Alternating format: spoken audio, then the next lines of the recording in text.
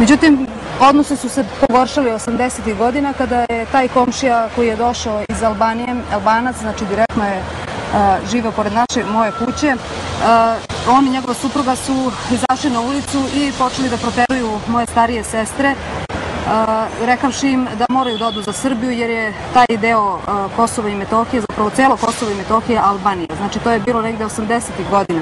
Ovde su bili 200 srpskih kuća, sada su svega 5. Sve je to otišlo od terora, od pritiska. Živim na ovom imanju koje vredi 2 milijarde.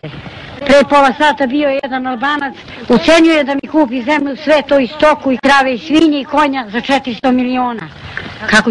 Kako ću to prodati? Gde ću živjeti ja na ovakvim lepim imanju? Vrše mi pritisak.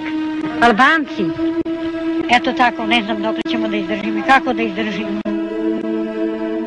Aby se dostali k majetku, zabili zločinci z řad Albánců paní Miličić postupně muže i syna.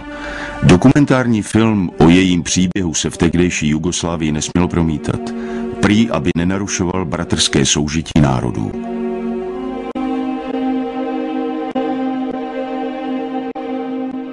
Byly napadány srbské kulturní památky, svědci tisícileté přítomnosti Srbů na Kosovu. Nebyly ušetřeny ani srbské hřbitovy.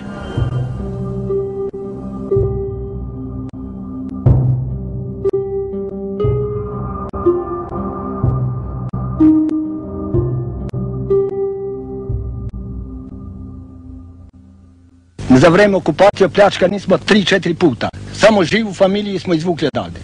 Posle toga smo se vratili ponovo, pravili smo kuće, stvorili život.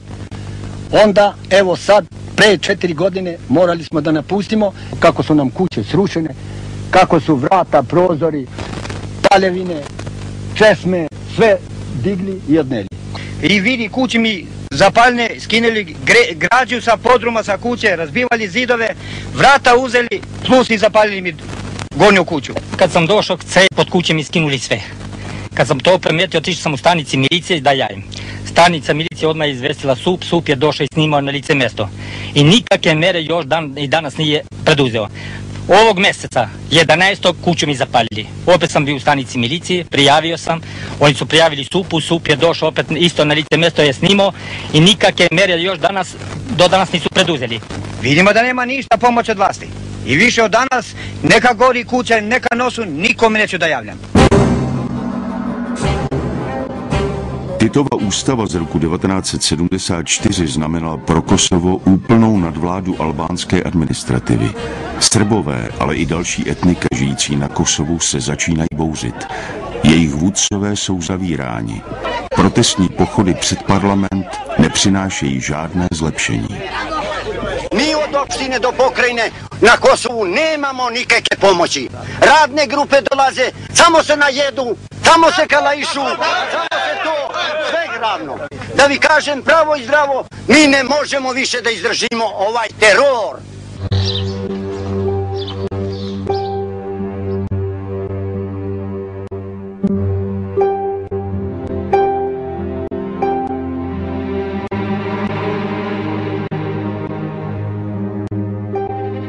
Srbové spontánně organizují obranu, ale velká část jich odchází na klidný sever. Když chce Jugoslávie na jihu svého území zavést zákon a pořádek, naráží na organizovaný odpor, jako by právo a zákonnost bylo něco, co kosovské Albánce utlačuje. Rudé vlajky s pěticípou hvězdou, albánskou orlicí a symboly islámu. Směs komunistické agitace, náboženství a nacionalismu. O boji za občanská práva nemůže být ani řeči.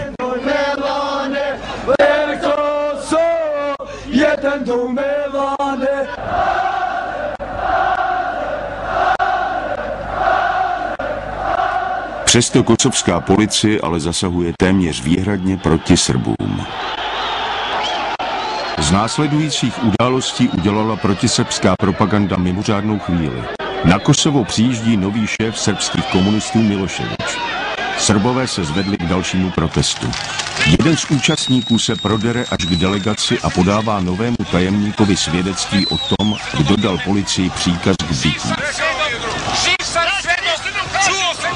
Tady vás nikdo být nesmí. Tato slova budou později vydávána za projev velkosrbského šovinismu.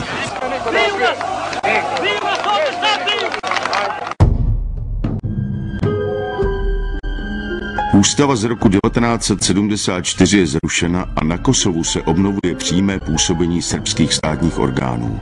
Všechna dosavadní práva albánské menšiny zůstala zachována, ale většina Albánců se na protest uzavírá do své komunity a vytváří paralelní struktury. Časté jsou demonstrace albánské mládeže. Hnutí separatistů je podporováno z komunistické Albánie a albánskou emigrací ve světě.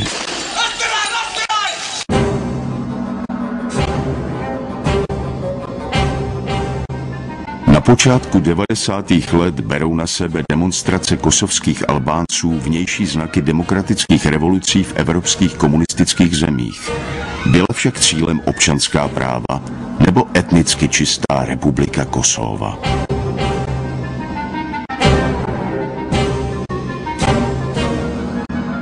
V té době vychází kniha Terorismem k nezávislosti.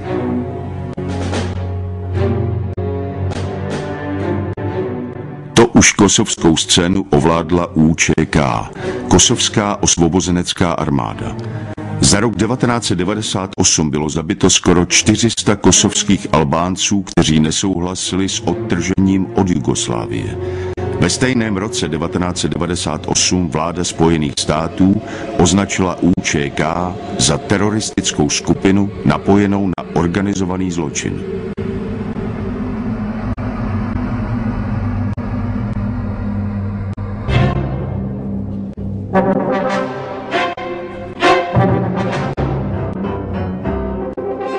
Bojovníci UČK jsou vyzbrojováni a cvičeni v Albánii. Albánie tak porušuje chartu OSN a mezinárodní právo. Stává se agresorem.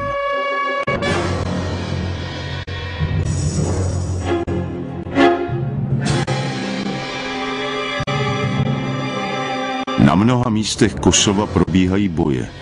Miloševič, teď už jako jugoslávský prezident, chce získat Albánce ekonomicky.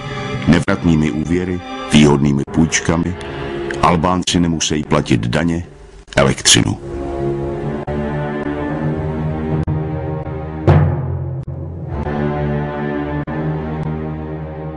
Mezi bojovníky UČK jsou skoro 2000 arabských mudžahedínů. Zbraně jsou nakupovány z daní, které mezi Albánci po celém světě často vybírá heroinová mafie.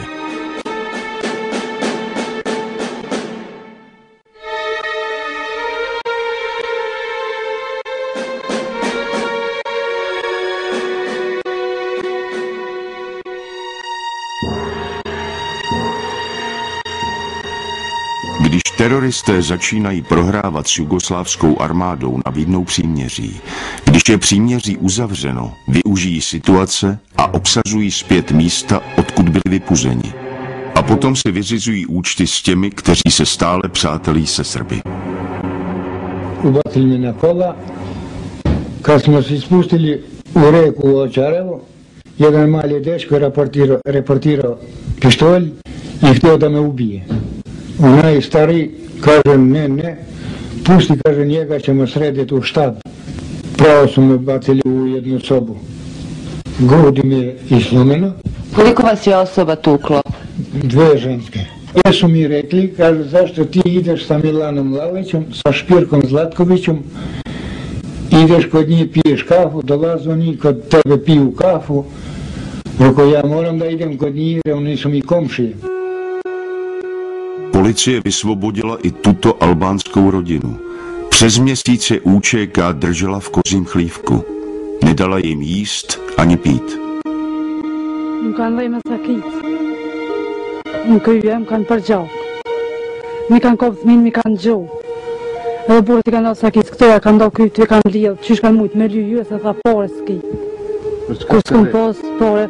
Po thënë shka me një vesje jeni kanë pat me Serbi.